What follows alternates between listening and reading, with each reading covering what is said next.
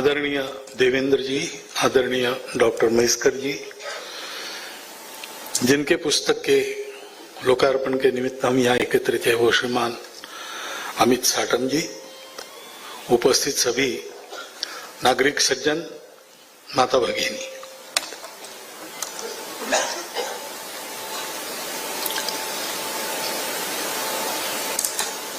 अमित साटम जी का जब प्रस्ताव आया पुस्तक का उद्घाटन करने के लिए है,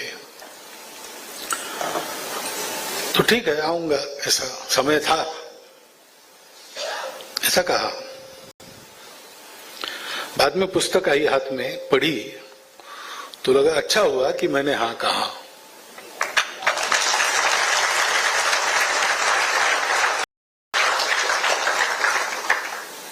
क्योंकि ये पुस्तक एक अपने स्वयं के अनुभव के आधार पर लिखी हुई अत्यंत व्यावहारिक और ठीक ठीक सलाह देने वाली पुस्तक है युवा पीढ़ी के लिए, और उससे भी ज्यादा उनके अभिभावकों के लिए। एक तरह से ये टेक्स्ट बुक है, अर्थात टेक्स्ट बुक को पढ़ने के बाद वैसा का वैसा लागू नहीं करते, अपनी अपनी पृष्ठभूमि परिस्थिति इसको देखते हुए उसका जो व्यावहारिक रूप होता है वो खुद को बनाना पड़ता है, लेकिन तत्व तो वही रहता है। ऐसी पुस्तक है। पहली बार पढ़ने के बाद मुझे प्रसंग एक याद आया, बहुत साल पहले सप्रेम नमस्कार विनंती विशेष ऐसे एक किताब महाराष्ट्र में लोखंडे जी ने लिखी है, शायद आपको पता होगा, उनको जाना भी जाता है कभी कभी इसी नाम से, सप्रेम नमस्कार विनंती विशेष। महाराष्ट्र के शहरों से लेकर तो गांवों तक, छोटे गांवों तक का मार्केट डाटा अगर ठीक ठीक पाना है तो उनके पास जाते हैं। उस समय मैंने ऐसा सुना शासन भी उनके पास जाता है। 6वीं के क्लास में थे तब पढ़ाई छोड़ दी और पुणे में आकर एक छापखाने में नौकरी कर ली, मजदूरी। बाद में एडवर्टाइजमेंट के क्षेत्र में वो आगे बढ़े। बहुत आगे बढ़ने के बाद उनको ध्यान में आया कि पढ़ना भी चाहिए, तो बाद में ग्रेजुएट और पोस्ट ग्रेजुएट। और हर एक गांव में, क्योंकि एडवर्टाइजमेंट एक हद के बाद वो सैचुरेट हो जाता है, सैचुरेशन आ जाता है, तो उसमें अगर प्रगति करनी है तो क्या करना। तो उन्होंने ये सोचा कि प्रत्येक गांव में मार्केट की क्या आवश्यकता है, कितने बार कोई हाट लगता है, कुछ होता है, लोगों को क्या चाहिए, मिलता कि नहीं, ये सारा डाटा उन्होंने प्राप्त करने के लिए कोतवाल, सरपंच और ग्राम सेवक, इन तीनों को सब गांवों के पत्र लिख दिया और बार बार लिखा।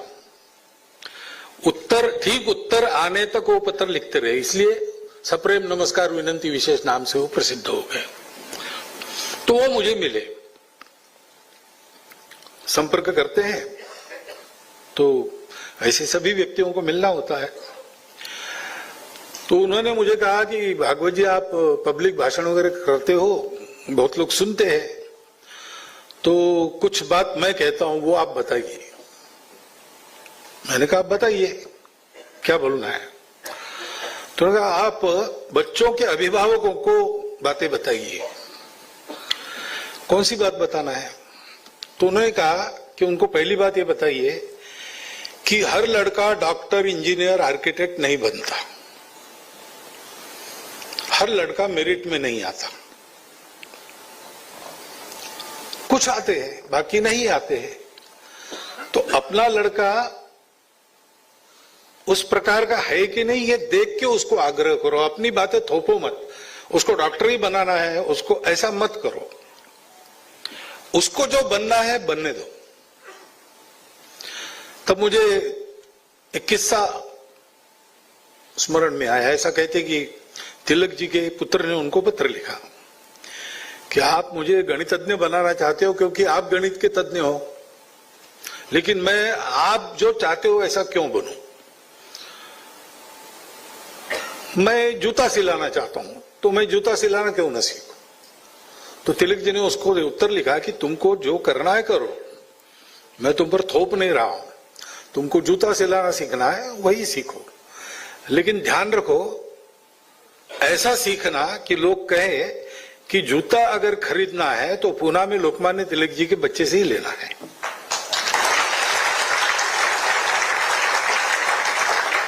दूसरी बात उन्होंने कही कि डिग्री और मार्क्स ये आदमी की क्षमता का प्रतीक नहीं है। जो अब अमित जी ने भी अभी पुस्तक का परिचय देते समय कही कि हमको पता रहता है प्रश्न कौन सा आने वाला है, उत्तर क्या देना है, क्षमता उससे नहीं प्रकट होती। और तीसरा उन्होंने कहा कि अंग्रेजी मीडियम वाले बच्चे ही आगे जाते हैं, ऐसा नहीं है। ये तीन बातें उन्होंने बताने के लिए कहा, मैंने दूसरे शब्दों में बताई भी है। लेकिन ये क्यों याद आया, make your passion your career,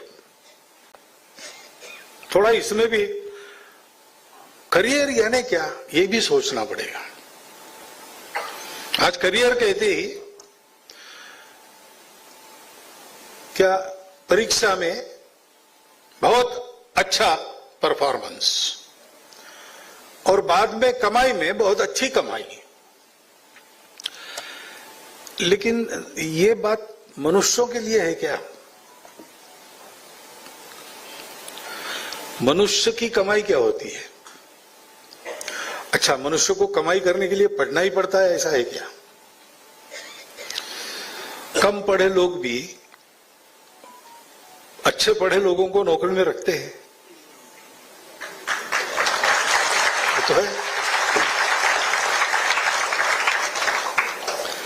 तो मनुष्य आगे जाता है, प्रसिद्ध होता है या कोई अच्छे काम करता है, किसी क्षेत्र में ब्रिलियंस दिखाता है, उसके लिए पढ़ना लिखना जरूरी नहीं है। तो करियर की ये जो कल्पना, और अपना पेट भरना और अपने आप को ठीक रखना, अपना परिवार बढ़ाना, ये तो सभी जीव करते हैं ना। अपने यहां कहा ही जाता है आहार निद्रा भयम हेतु निंज सामान्य में तत् पशुभिर्नराण। एक चूहा भी वही करता है, बिल्ली भी वही करती है, कुत्ता भी वही करता है। मनुष्य थोड़ा प्रगत प्राणी होने के कारण वो कपड़े पहन के ये सारी बातें करता है, इतना ही है और क्या। तो मनुष्य की कोई विशेषता है, उसके पास संवेदना है, और इसलिए केवल यशस्वी होना इसको करियर नहीं मानते अपने यहां। वो यशस्वी होता है और सार्थक है कि नहीं ये देखा जाता है। सक्सेस, केवल success is not very important thing.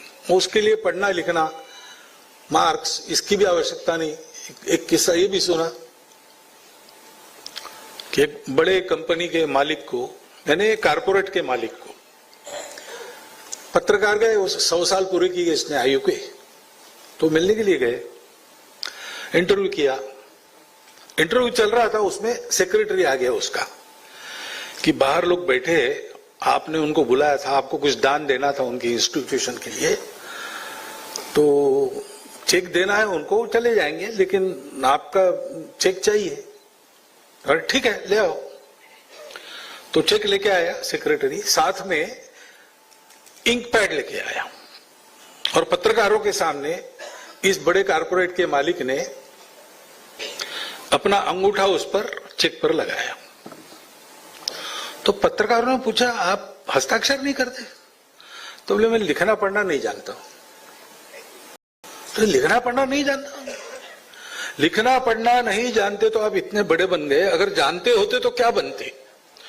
तो वो मुझे मालूम है, मैं बताता हूं आपको, मैं क्यों नहीं लिखना पढ़ना जानता। मैं प्रौढ़ आयु तक एक चर्च में बेल बॉय की नौकरी करता था, बेल बजाने वाला। लेकिन हमारे बिशप ने एक सर्कुलर भेजा, सभी चर्चेस उसके तहत जो थे, कि चर्च से संबंधित हर व्यक्ति को पढ़ा लिखा होना आवश्यक है, साक्षर होना आवश्यक है। तो मुझे हमारे पास्टर ने कहा कि तुमको पढ़ना पड़ेगा। मैंने कहा मैं नहीं पढ़ सकता। तो फिर नौकरी छोड़नी पड़ेगी। तब क्या करूं, मैं पढ़ ही नहीं सकता, मेरा मन भी नहीं लगता और अब आयु हो गई, तो नौकरी चली गई मेरी। अब क्या करना। इस विवंचना में मैं घूम रहा था तो एक ऑफिस की खिड़की से ऑफिस में काम करने वाले व्यक्ति ने बुलाया, इधर इधर थोड़ा समय है क्या। मैंने बोला समय ही समय है। तो बोले ऐसा करो, मैं एक महत्वपूर्ण टाइप कर रहा हूं, मैं छोड़ नहीं सकता जगह, सामने वाले होटल से मेरे लिए कॉफी ले आओ। पैसा दिया उसने, मैं जाकर कॉफी लेके आया, उसने मुझे 1 सेंट दे दिया। तो मेरे मन में कल्पना है कि कितने ऐसे लोग होंगे बस बैठे जगह काम करते हैं और उनको चाहिए उस समय वो मिलना चाहिए, सिगरेट चाहिए, ये चाहिए, वो चाहिए। तो मैंने वो काम शुरू किया और करते करते इतना बड़ा हो गया।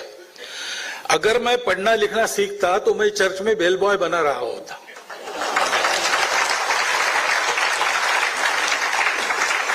तो तात्पर्य यह है कि मनुष्य का करियर क्या है, इसको भी सोचना चाहिए। और यह बात बिल्कुल सही है कि पैशन को करियर बनाना ये उत्तम बात है। जो मैं चाहता हूं जीवन में वो मुझे करने को मिलता है तो मेरे जैसा भाग्यवान दूसरा नहीं है। ऐसा है, क्योंकि आखिर ये सब भागदौड़ करके पैसा कमा के चाहिए क्या। हैप्पीनेस शब्द उपयोग में लाया है। हैप्पीनेस यानी सुख नहीं, हैप्पीनेस यानी संतोष है। पेट भर रसगुल्ले खाकर भी संतोष मिलता है ऐसा नहीं है। और रसगुल्ले लाए और बच्चों ने सब खा लिए, मां के लिए कुछ बचा नहीं, तो खाली पेट रहकर भी मां को संतोष मिलता है।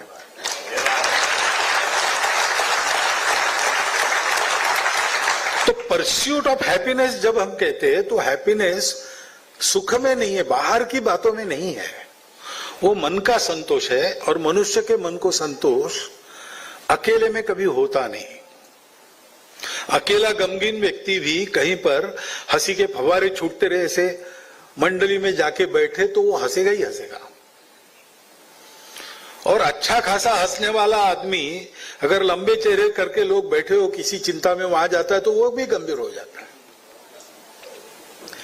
मनुष्य ये संवेदना से परिचित है। उस संवेदना के कारण वो अपने लिए तो प्रयास करता ही है, लेकिन अपनों के लिए भी प्रयास करता है। और अपनत्व का दायरा उसका जितना बड़ा है उतना उसका संतोष बढ़ा है, उतना उसका सम्मान भी बढ़ा है। नहीं तो दुनिया में अब्जावधि मनुष्य है। हम अपने बच्चों को किसी अरे गहरे नथुगहरी की कहानी नहीं बताते। करियरिस्ट माता पिता भी बच्चों को विवेकानंद की कहानी बताते हैं। क्या है विवेकानंद, कितना पैसा कमाया? 1 पैसा नहीं कमाया। उनकी बूढ़ी माताजी थी, खेतड़ी के महाराजा मनी ऑर्डर भेजते थे तब उनका चलता था। कम से कम ग्राम पंचायत में कहीं चुन के आए क्या? नहीं आए। क्या भौतिक दृष्टि से विवेकानंद ने क्या कमाया? कुछ नहीं। न हमारे गांव के हैं, न हमारे पीढ़ी के हैं, हमने उनको देखा नहीं है। लेकिन इतनी पीढ़ियां हो गई उनके बाद हम आज भी उनकी कहानियां बताते हैं। क्यों बताते हैं? क्योंकि उनके अपनत्व का दायरा विश्व के जितना बड़ा था। अपनत्व का दायरा बढ़ाकर जितना हम काम करते हैं उतना हमको संतोष मिलता है। वास्तव में इसको करियर मानना चाहिए। परंतु आजकल अभिभावक अपने बच्चों को करियरिस्ट बनाते हैं। क्या करते हैं? कमाओ कमाओ ज्यादा कमाओ। ये वस्तुस्थिति है कि नहीं? देखिए, और जितने अधिक शिक्षित होंगे उतना ही अधिक आग्रह रहता है, चिंता के कारण रहता है बच्चों का सब ठीक रहना चाहिए। लेकिन भाई ठीक तो रहेगा, वो उनके अपने कर्मों पर निर्भर है, हमारे आग्रह पर निर्भर नहीं है। और जिसमें दम है वो हर परिस्थिति में अपने लिए जो आवश्यक सुविधा है, सुख है, वो तो प्राप्त कर ही लेगा। उनको कमाओ कमाओ सिखाना, उसमें विरोध नहीं है, क्योंकि आखिर पेट तो भरना ही पड़ेगा ना, सिर सलामत तो पकड़ी 50। परंतु उनको कमाई के साथ साथ बांटना भी सिखाना चाहिए ना, तब उसको संतोष मिलेगा।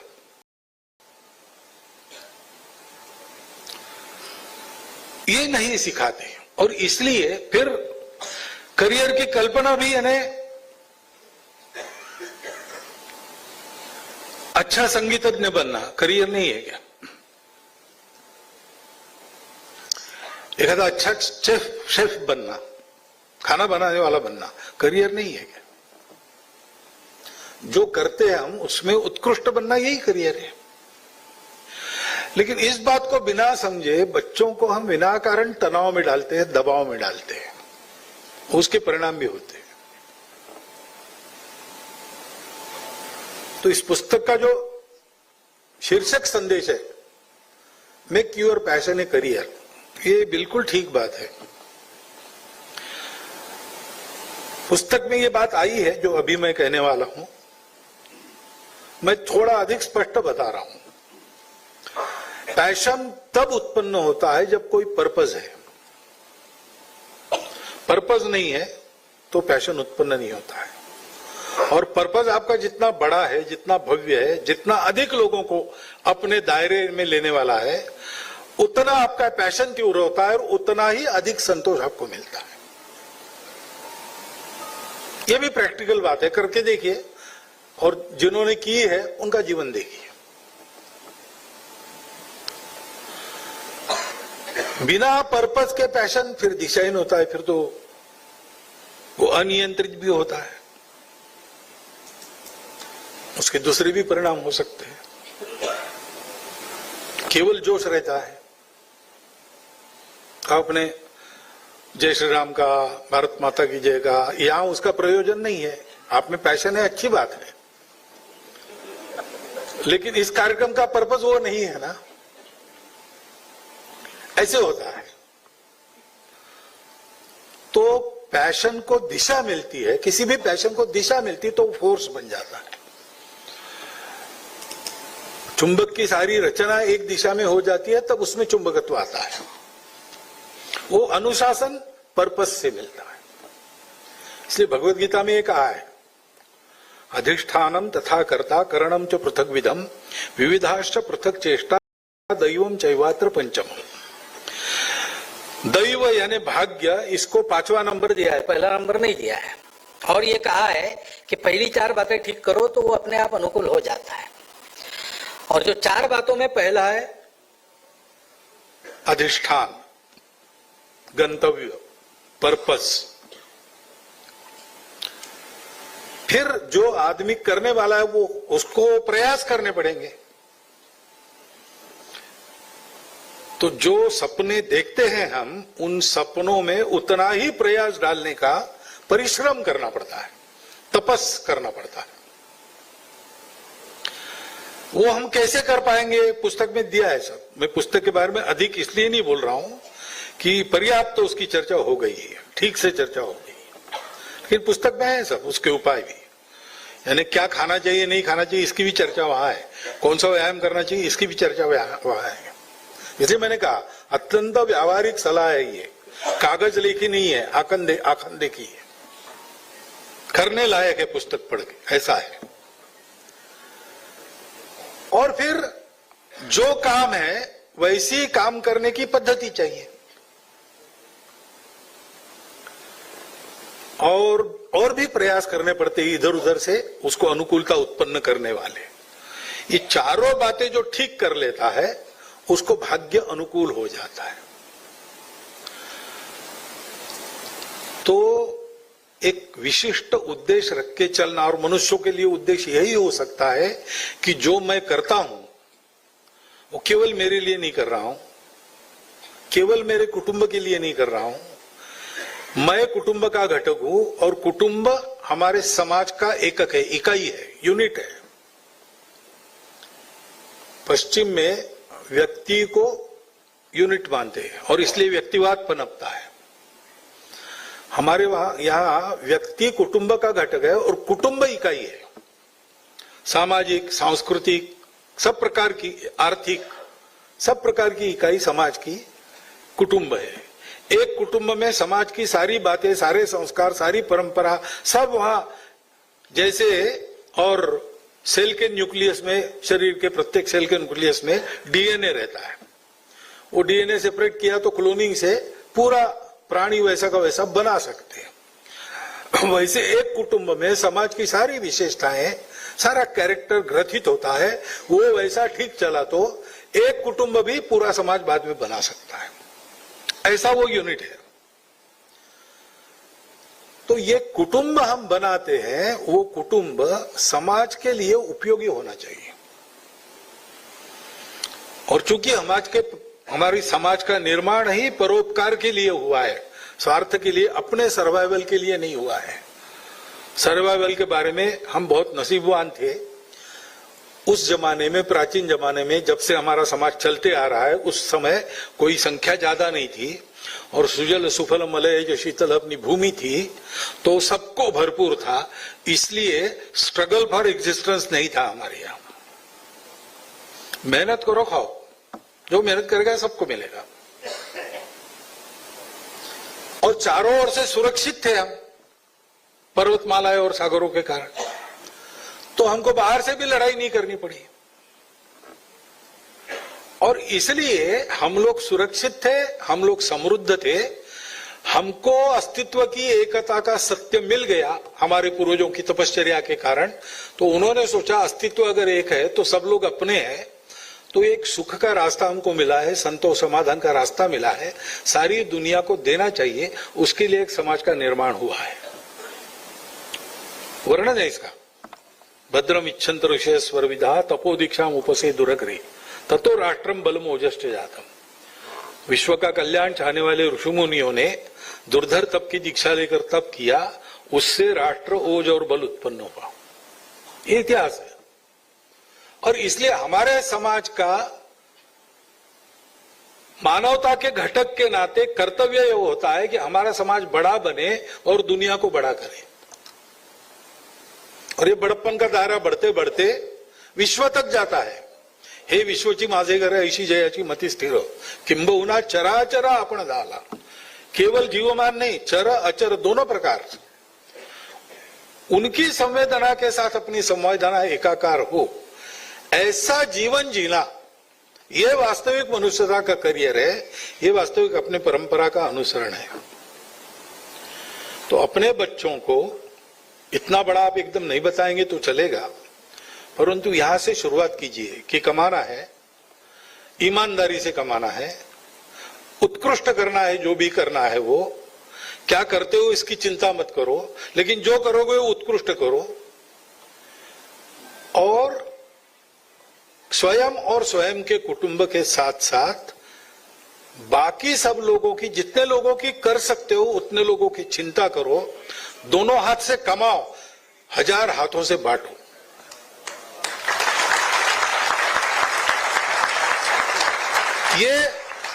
ये अपने जीवन का रास्ता है और यही कल्याणकारक रास्ता है जिसकी सारी दुनिया को आवश्यकता है। दुनिया के अंधानुकरण में हम न पड़े। ये जो शाश्वत मार्ग है सबके सुख का, उस पर हमको चलना है। और उस पर हमको चलना है इसलिए करियर का विचार हमको फिर से करना पड़ेगा। और ऐसा विचार जब करते हैं तो उस विचार और उसके व्यवहार के लिए अत्यंत सहायक ये उत्तम पुस्तक उड़ान अमित जी ने लिखी है। मैं उनका हृदयपूर्वक अभिनंदन करता हूं। और अंग्रेजी में लिखी है,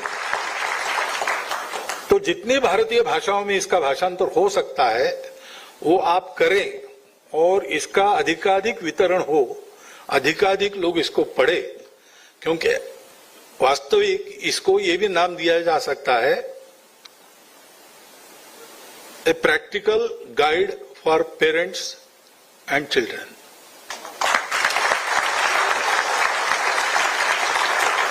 ऐसा ये पुस्तक है।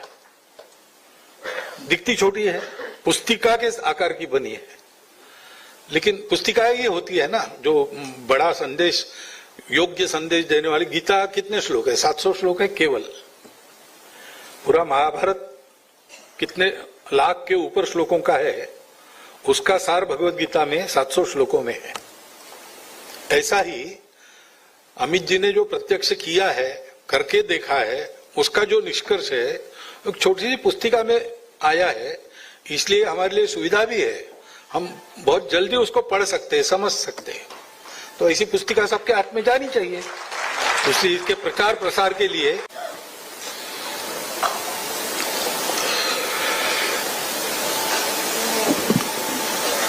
आदरणीय देवेंद्र जी, आदरणीय डॉक्टर महेश्कर जी, जिनके पुस्तक के लोकार्पण के निमित्त हम यहाँ एकत्रित है, वो श्रीमान अमित साटम जी, उपस्थित सभी नागरिक सज्जन, माता भगिनी,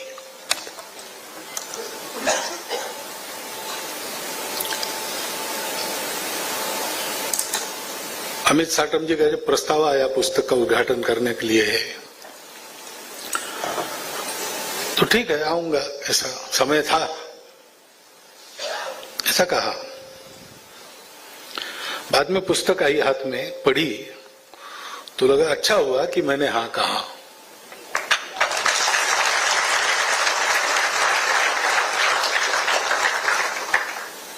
क्योंकि ये पुस्तक एक अपने स्वयं के अनुभव के आधार पर लिखी हुई अत्यंत व्यावहारिक और ठीक ठीक सलाह देने वाली पुस्तक है युवा पीढ़ी के लिए, और उससे भी ज्यादा उनके अभिभावकों के लिए। एक तरह से ये टेक्स्ट बुक है, अर्थात टेक्स्ट बुक को पढ़ने के बाद वैसा का वैसा लागू नहीं करते, अपनी अपनी पृष्ठभूमि परिस्थिति इसको देखते हुए उसका जो व्यावहारिक रूप होता है वो खुद को बनाना पड़ता है, लेकिन तत्व तो वही रहता है। ऐसी ये पुस्तक है। पहली बार पढ़ने के बाद मुझे प्रसंग एक याद आया। बहुत साल पहले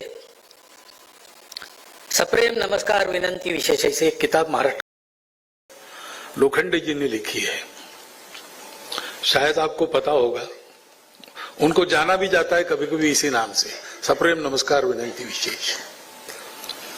महाराष्ट्र के शहरों से लेकर तो गांवों तक, छोटे गांवों तक का मार्केट डाटा अगर ठीक ठीक पाना है तो उनके पास जाते हैं।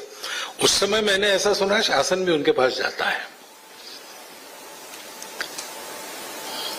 6वीं के क्लास में थे तब पढ़ाई छोड़ दी और पुणे में आकर एक छापखाने में नौकरी कर ली, मजदूरी।